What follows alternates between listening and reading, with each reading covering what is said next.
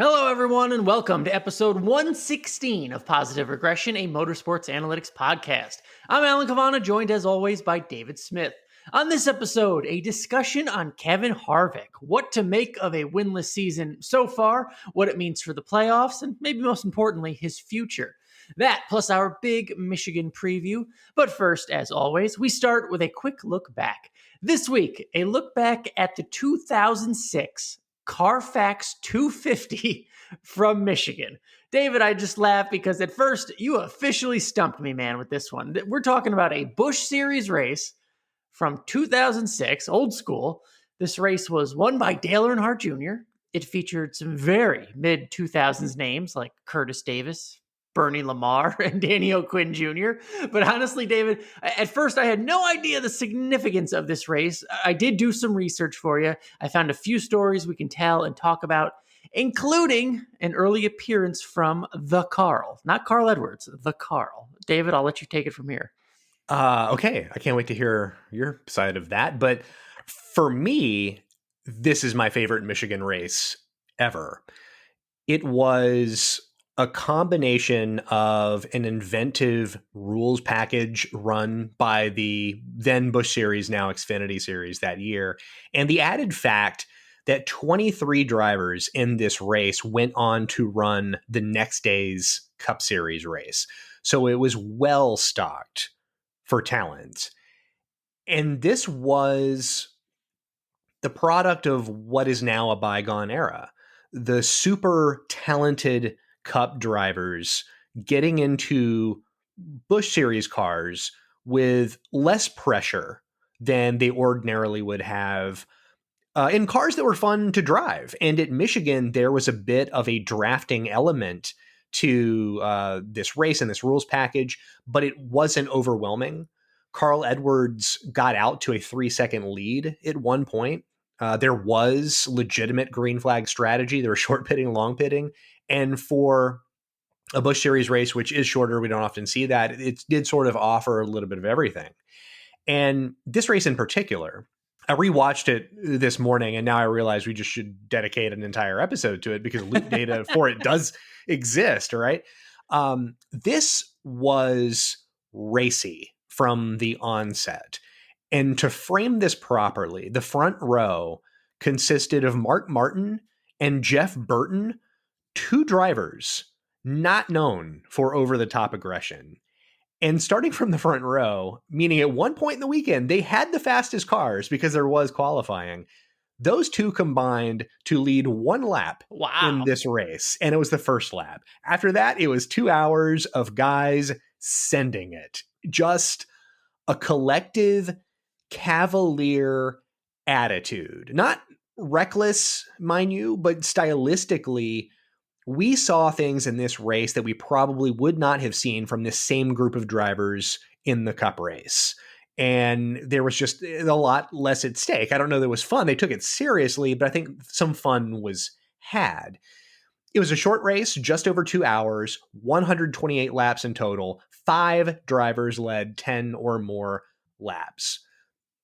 There was a lot going on here. I encourage folks to look up the results of this race, look at the sheer names in this race. The race came down to a final restart, and I might add, it was a single file restart. It saw Carl Edwards in the lead, ahead of Robbie Gordon, driving for Junior Motorsports, and Dale Earnhardt Jr. driving for DEI.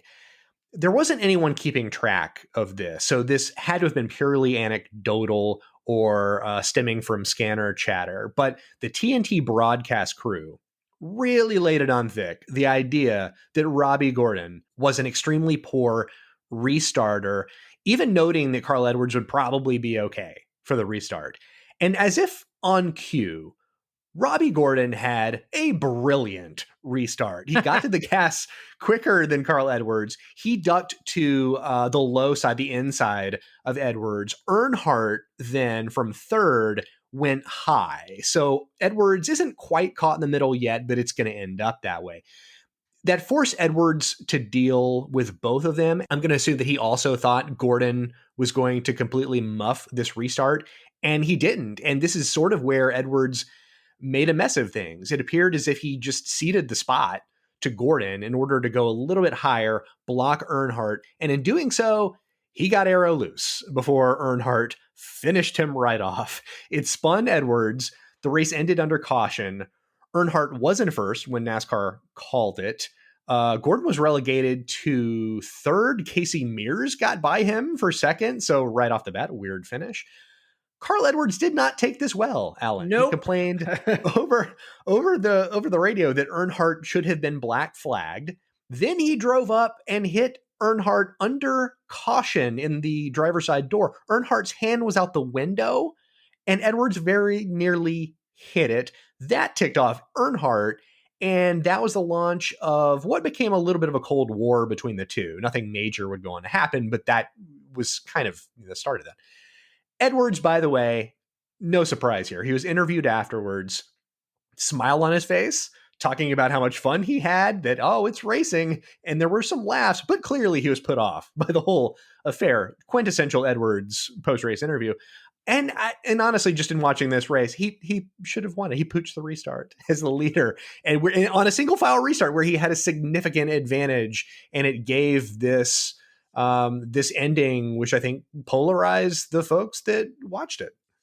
Yeah, great explanation. And that's what I was referring to when I said an early appearance of the Carl, because it was straight out of Days of Thunder. It wasn't, it was a wrecked race car that he sped out of pit lane with a direct target on the leader, not with no other intention other than to go door slam the leader of the race under caution, which is absolutely ridiculous. And again, I know we saw the weird big smile on his face afterward, but what Carl Edwards just tried to do was go out there and hurt somebody.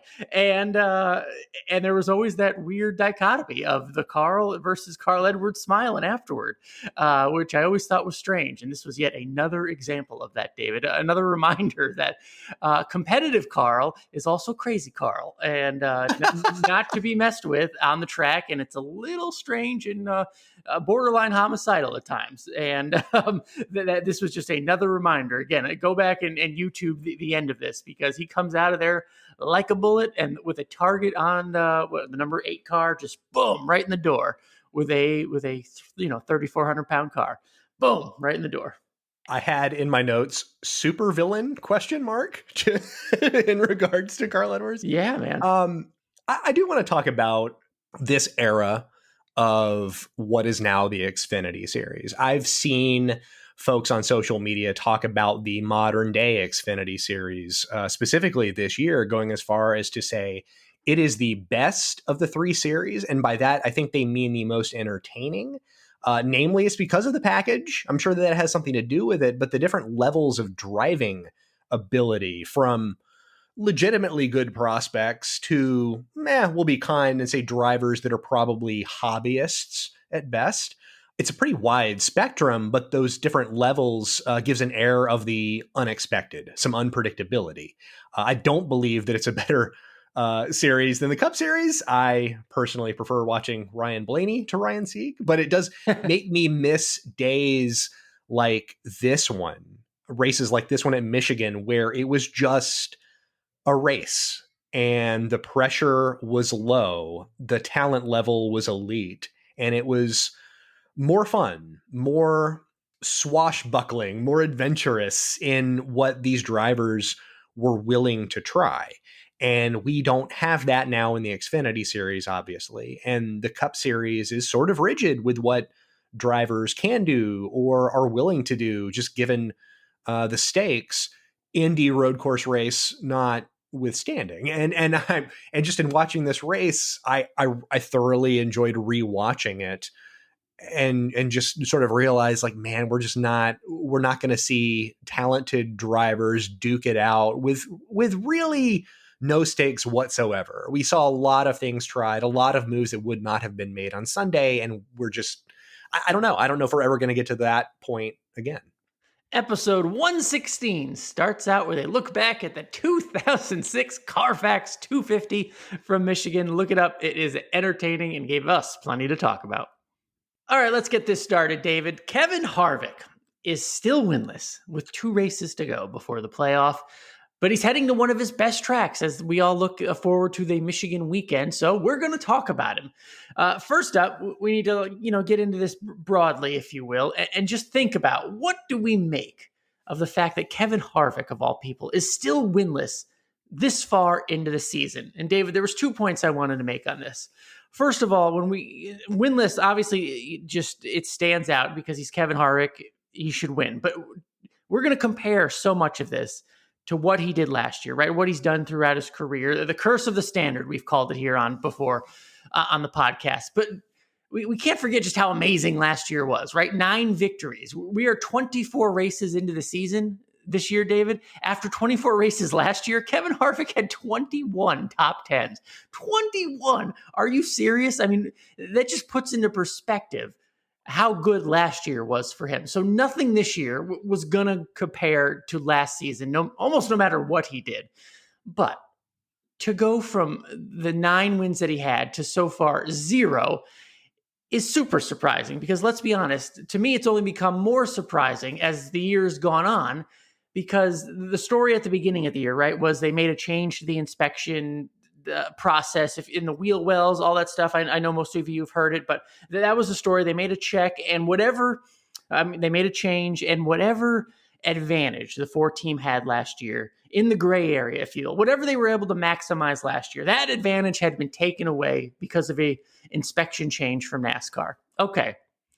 That was 8 months ago, David. What has surprised me the most is, I don't know, I feel like we haven't seen the improvement or the fix that comes with all the hours of work that go on at the garage, if you get what I'm saying. In terms of, yes, they had an advantage. It was taken away.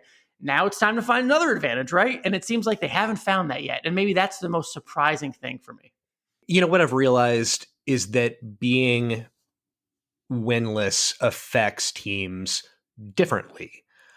Denny Hamlin's Joe Gibbs team is famously winless at this point this year also, but in terms of competitive speed, execution, getting points, getting results, they have had as dominant of a year as one could have without actually winning. And I'm not certain that we can say the same thing about Kevin Harvick's team. They might be 1 or 2 ticks below the 11 team. And just comparing the two, in regards to speed, the 11 ranks 2nd, the 4 ranks 10th. Pit crew rankings, the 11's pit crew ranks 2nd, the 4 ranks 4th. Harvick actually fares better in 550 horsepower peer than Hamlin, but he's below Hamlin in overall peer, 2nd to 5th in that comparison. But the lack of wins has impacted Harvick because of how it's impacted the favored way in which crew chief Rodney Childers calls a race. Typically, and I know that we've noted this earlier this year, but typically there's an early season win in the pocket for this group. Childers likes to ignore stages unless there's a possibility of winning one.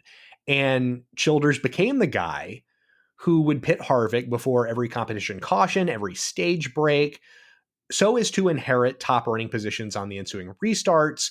That also maximized Kevin Harvick's ability on short runs that has over the last few years become more of his trait. He used to be a long run, high surplus passer, best in the series. That's no longer the case. And Childers was calling races to benefit the driver that Harvick is now. Based on what we saw last year, they were incredibly successful at it. But with no wins, that means no guaranteed playoff spot, which means you cannot ignore the low-hanging stage points. And I asked Rodney Childers about this a few weeks ago, whether the way he calls races typically will change this year come playoff time, if they're even in the playoffs at all. And he said, yeah, they need to pad points, both now and round by round. There are no more inconsequential points for this number 4 team. And that's a huge change. One win early in the year could have theoretically led to 5 wins, because all of a sudden it puts them on a strategy trajectory that is more comfortable to them. But 0 wins forces them into a box in terms of strategy. That's not really what they do well or typically do at all. And if he wasn't winless, he wouldn't be in this situation. So I'd argue, whereas Hamlin still had, I mean, we've seen the ability of drivers to have good years without winning a lot or winning at all. Hamlin's had one of those years. Harvick hasn't. They haven't managed this as well. And I think it's the way they piece together a race that the way that they prefer to do it has been removed as a possibility. Now, when we look at, again, we are the curse of the standard, right? They're not winning, but it's not like they're finishing 20th or below, right? I mean, a solid top 10 or even the top half of the top 10 is where they kind of started out the season, or they have good speed and they get those finishes. So again, maybe while they're not getting the wins, they're still performing. A lot of teams would love to be where Kevin Harvick is. I guess I took a long way. That is true. Yeah. Yes, yeah. I took a long way to say what I was trying to there. But have they improved, David? Because even though they weren't winning, they were still having good runs. They were still, top 10ing. They weren't leading the laps we expected out of Kevin Harvick. They weren't winning the races we would expect out of Kevin Harvick, but they were still having good runs. But have they improved over the course of the season? And what metric do you use to look at that? How have they improved? Have they improved? I guess the politically correct answer is yes. The non-political answer is meh. It's because it's not much. For Harvick's team at SHR specifically, they ranked 12th in average median lap time after the first 5 races. And that was the point where Childers went on Sirius and talked about the change to the inspection, how it's impacted them. That was the point when I wrote that article saying that they need to change the way that they call races. That was when they ranked 12th. They now rank 10th after 24 races. And progressively, if you were to gauge their 5-race rolling average, it's been a positive trajectory.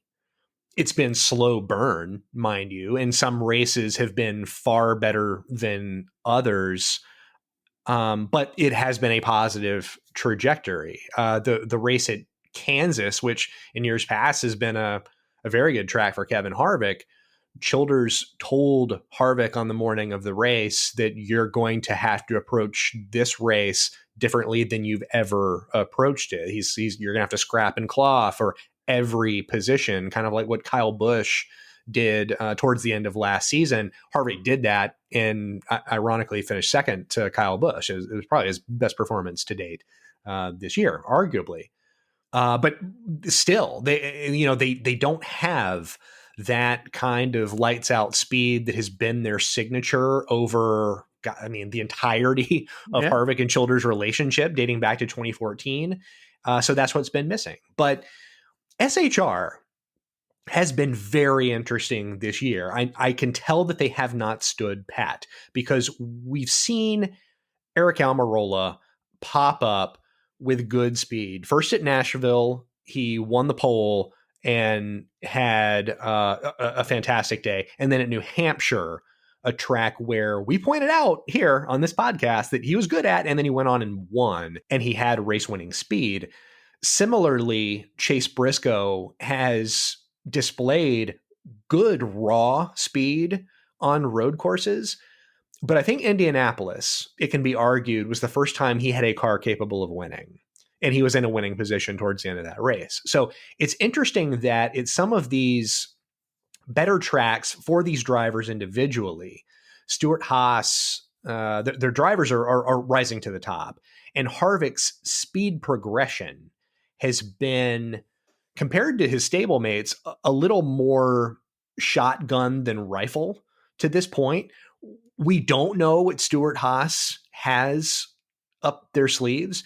It's possible that we could see Harvick with a winning car on what is traditionally a good Harvick track sometime down the road.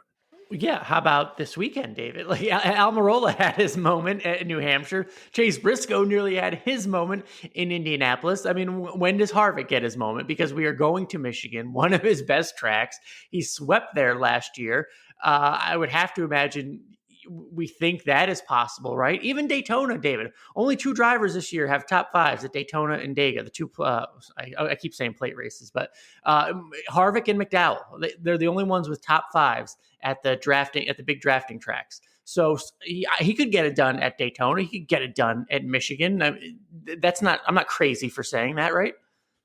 Yeah, I don't think you add anything extra for Daytona. I think you give the effort that is required, but I wouldn't go over the top based on what's to come.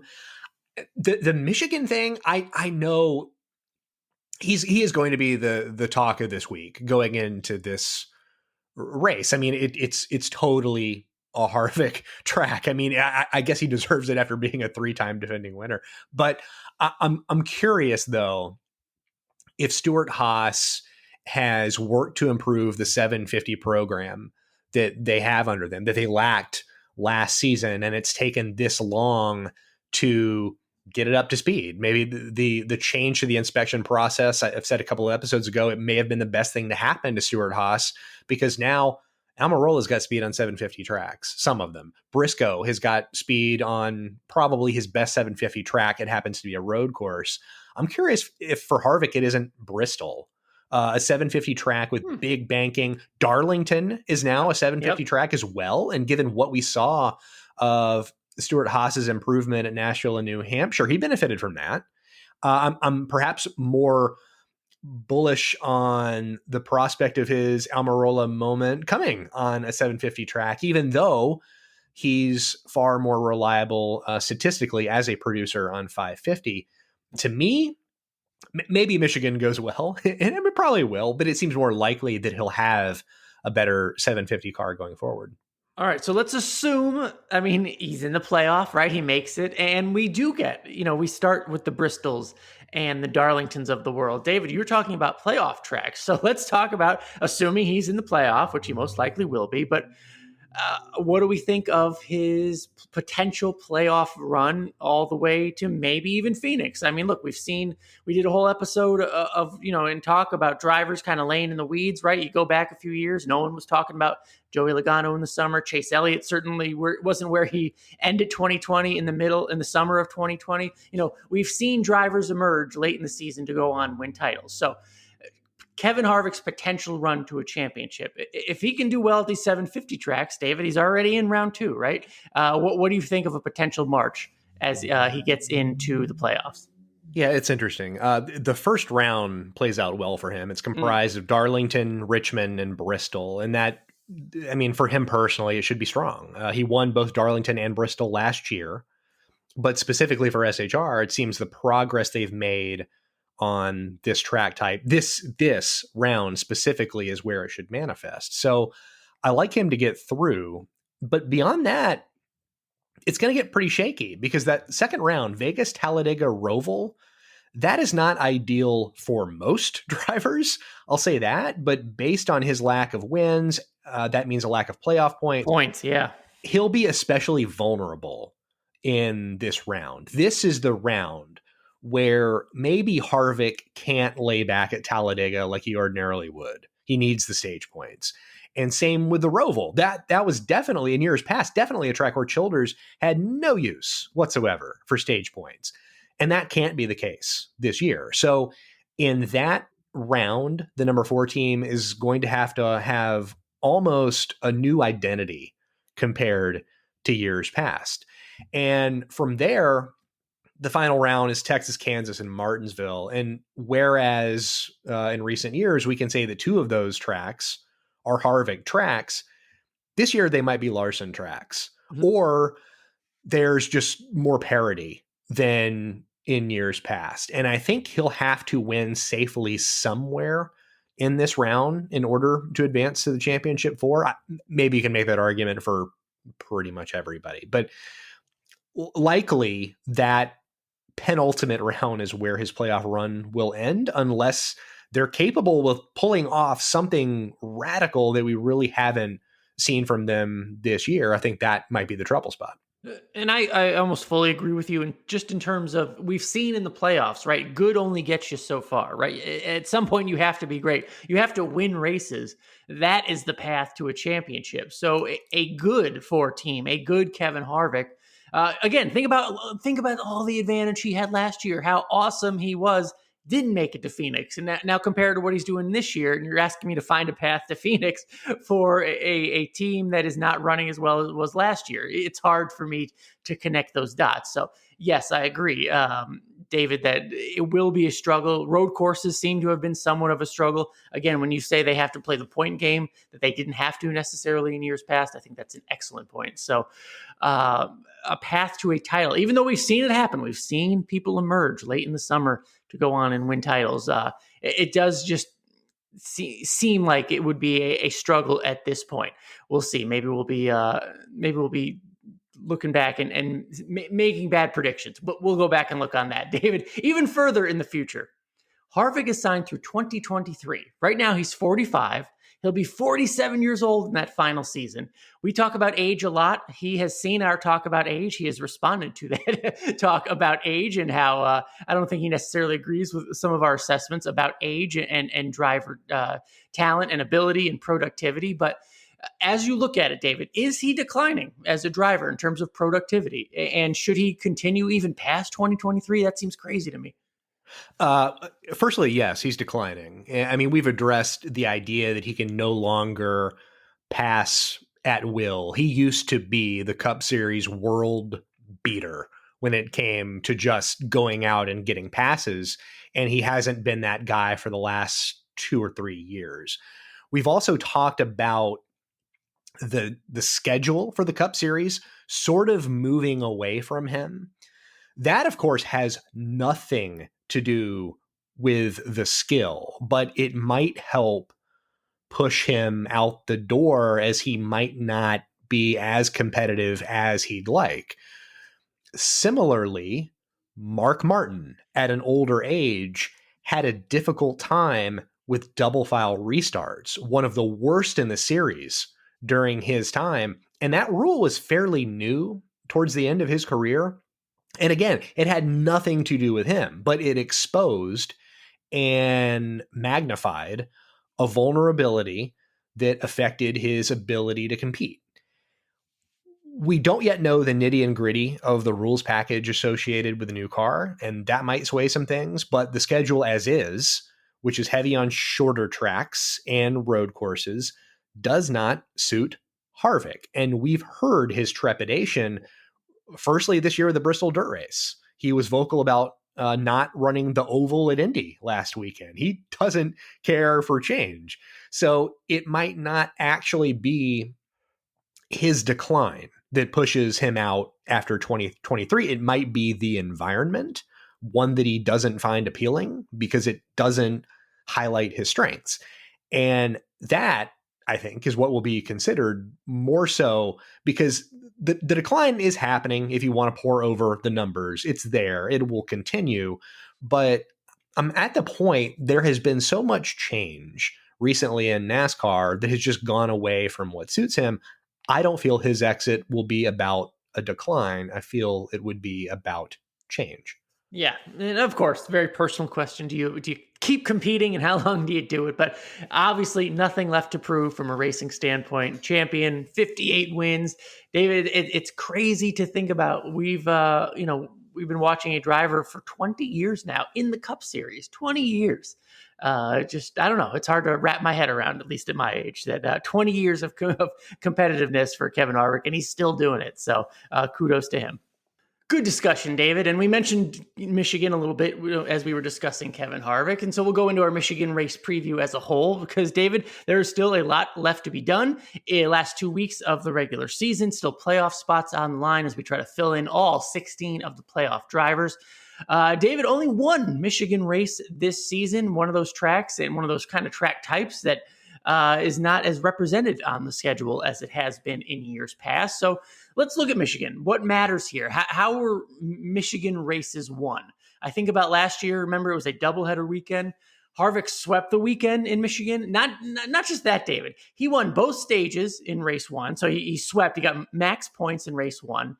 Then they inverted the field, right? At least the top 20, I think it was. So he didn't win stage one of the second race, but he won stage two and then won the race. So nearly a perfect weekend last year for a good driver with a fast car. What does that tell us anything about how Michigan races are won? It tells us that it really helps to be Kevin Harvick. But if you can't be Kevin Harvick, it helps to have an incredibly fast race car. The fastest car in the final quarters of the race has won in each of the last three Michigan races. All three of them were Harvick.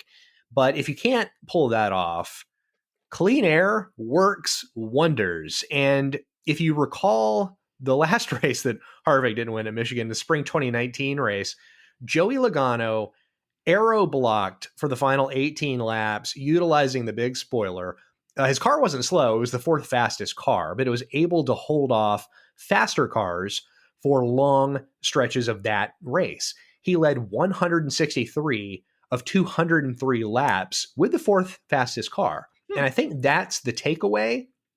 It is important to be fast, but at this place, it's important to be fast and have clean air. The fastest car in that race, by the way, did belong to Harvick.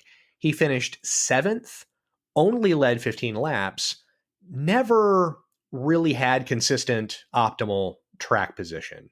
And the reason for this, why clean air is so important, is that there is a lot of on throttle time and little to no lap time fall off on worn tires.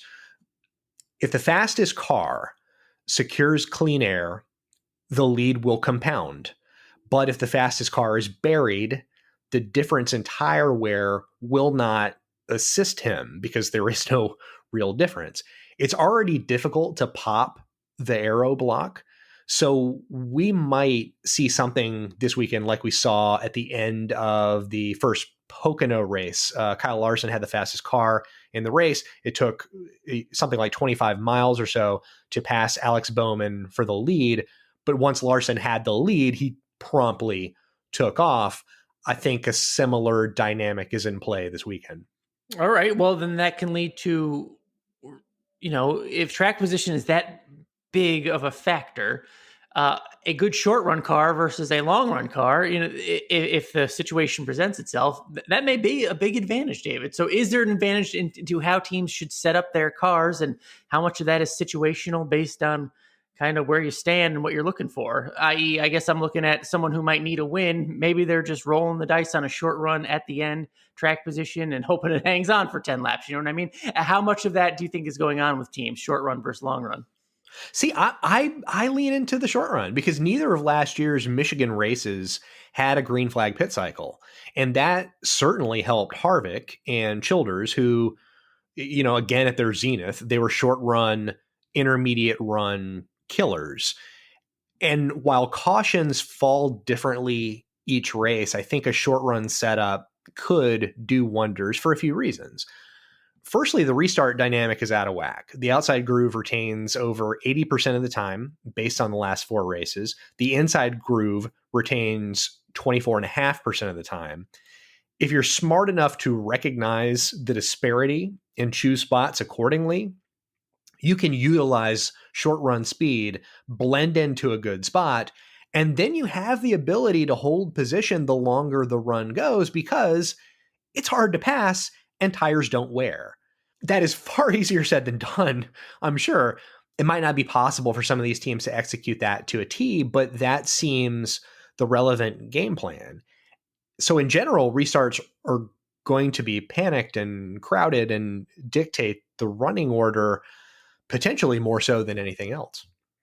Good stuff. And again, as we get toward the end of this regular season, a late race restart at a place like Michigan, it only gets more exciting for the fans, David. So something to think about there. Michigan, a 550 track. The last big 550 track was Atlanta.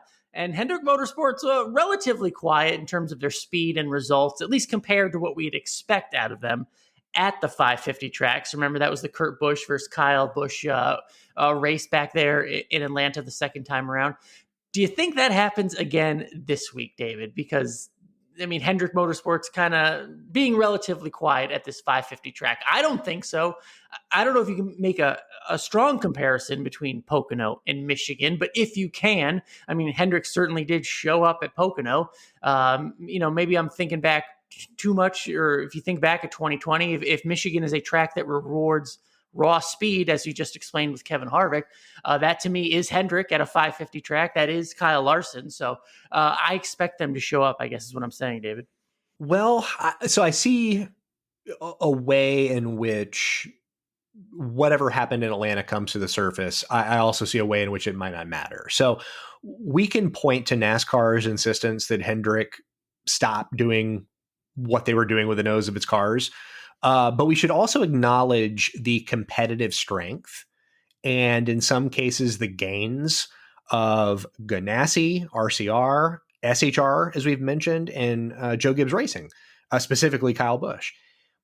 If that was indeed the advantage that Hendrick had, whatever they were doing with the noses of their cars, then all these other non-Hendrick teams, which had viable 550 programs, I pointed this out before that recent Atlanta race. Kurt Busch, the one that he won, he had the second fastest car in the spring race earlier this year. That was a strength that was already present.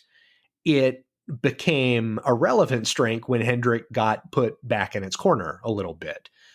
Now, having said all of that, it's not like Hendrick is all of a sudden slow. Larson ranked fourth in median lap time at Atlanta. And as we just laid out, he does not need the fastest car to win this weekend, given the track characteristics. Give me Larson in clean air with a top 5 car, and he'll be just fine. He might even lead the majority of this thing and bring home a win. He's the 3-4 time winner, whatever it is. Michigan, I'm sure that'll do him just well. Yes, a 3-time winner, David, because you segued right into our win picks, and he is my win pick for the weekend, David. Kyle Larson, look, think of all the things you just laid out. Speed, his past in not a Hendrick car at Michigan. I know it may be boring, but I have to go with Kyle Larson's speed, Kyle Larson's performance on 550 track, Kyle Larson's past at Michigan. I'd be foolish. If I were a betting man, I would bet money on the 5 car. It would be foolish not to, at least in my eyes. So sorry to be boring. I will be less boring than Kyle Busch is my pick for this weekend. He ranks first in Pier on 550 horsepower tracks this season. His team ranks as the 3rd fastest on this track type. He's finished no worse than 6th in his last 6 Michigan races, and that is across 2 different rules packages. But he spoke about the philosophy behind his car setup this week. He explained that his best Michigan performances come when he has corner speed that allows him to carry that momentum onto the straightaway, and then you're fast on the straightaway. That makes sense with the aero package. This is a momentum track, but he admitted his team got in the weeds a little bit, working to maximize straightaway speed, and then they were sort of lost in the corners. They are now back to focusing on maximizing corners. And that story checks out. He had the 11th and 9th fastest cars at Michigan in 2019. Assuming that the change happened before last year's doubleheader, it did the trick. He ranked 5th and 2nd in the 2 races there last year. So there was more of a competitive gap between the 2 years than his results would have you believe. We'll see if Ben Beshore keeps with what worked well last year. I feel like he will. I feel like Busch will be very good on Sunday. All right, so the battle of the Kyles between David and I for the win. We also pick contrarian contenders every week here on Positive Regression. David, I'll let you go first. Who is your contrarian contender for Michigan? Austin Dillon is my contrarian pick. He's had more starts at Michigan in the Cup Series than any other track. And knowing what we know of his Texas win last year, it came in a race with no fall off on worn tires. So Sunday's race should fall into his wheelhouse. And additionally, he is in the throes of a playoff battle. He needs all the good performances he can get. He's battling fellow RCR driver Tyler Reddick. Reddick's ahead of him in points, even though Dillon has the higher peer for the season and the better finishing average through 24 races. Dillon's lacking the points to Reddick, but Dillon has the edge on results. At least that's the case right now. A good outing Sunday could help turn that around. We saw that last week at Indy. Dillon had, I think, 18 stage points and still lost ground in terms of stage points because Tyler Reddick won both of those stages. Tough business this time of year, even when it's against your teammates. All right, you're going with Austin Dillon. David, I apologize. It may not be so contrarian, but I don't think many people are picking him to win. But I'm going with Ryan Blaney. Ryan Blaney is my contrarian contender. His 550 finishes have been good lately. Remember, he had the win in Atlanta, 5th and 6th in Pocono. Good restarting prowess if it does come to a short run at the end. Again, maybe a little too high of a driver, if you will, for a contender to be a contrarian pick, but I don't think many people are picking him. So I'm going with Ryan Blaney to win for Team Penske, be a contrarian pick at Michigan. What do you think? I'll allow it. Ryan Blaney, very stealth in his recent outings. Across the last 6 races, he ranks 5th in peer. So, some of these tracks don't. Well, New Hampshire does, but most of these tracks do not translate to the playoffs. But that hasn't stopped this Blaney and this number 12 team. They've done very well coming into this race. They're ending the regular season on a strong note. And I'd like him to have a good day at Michigan as well. He does seem to represent Penske's hedge on the 550 tracks. All right, episode 116 of Positive Regression. We'll see how our picks did. We are available on all major podcast platforms, no matter your device. Our entire back catalog of episodes is available for free at posregpod.com. If you like what you're hearing, please leave a rating or review. That stuff does help in spreading the word about this podcast. We, of course, notice it is so appreciated. Please tell all your friends, especially if they love racing. If you have any questions, we would love to hear them. Reach out to us on Twitter at posregpod, POSREGPOD. Again, we love answering your questions. Sometimes we do entire episodes dedicated to your smart questions. We would love to do it again, so let us know. David, you are always working hard. What do you got this week? This week on NBC Sports, I'm writing about Kevin Harvick and previewing Michigan. Sounds familiar, right? I promise a little more detail involved than what you heard on today's episode.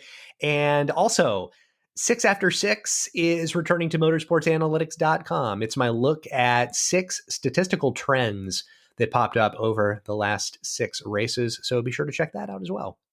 All right, good stuff there. Make sure you tune into my social accounts at Alan Cavanna on Twitter, Copa Cavanna Instagram, Facebook, all that stuff. Make sure you set your lineup, your NASCAR Fantasy Live lineup every Friday. The latest edition of Fantasy Live will be on NASCAR.com. If you are a fantasy player, I know you are starving for some late season starts, if you will. Maybe you've used all your Kyle Larsons. Maybe you used all your Chase Elliott's. We'll help you out with some quality picks for this weekend in Michigan. Make sure you watch myself and Amy Long. After you listen to this podcast on Thursday morning, thank you for being a subscriber. Make sure you check out, again, my Twitter account for the latest edition of Quick Hits, previewing your upcoming weekend of racing. There's so much going on beyond just NASCAR. So I do a video for Speed Sport that sets it all up for you. Appreciate you watching that. And we'll keep in touch on Twitter as we discuss the entire race weekend. Should be a fun one. And thank you, as always, for listening to Positive Regression. For David Smith, I'm Alan Cavanna. We will see you next week.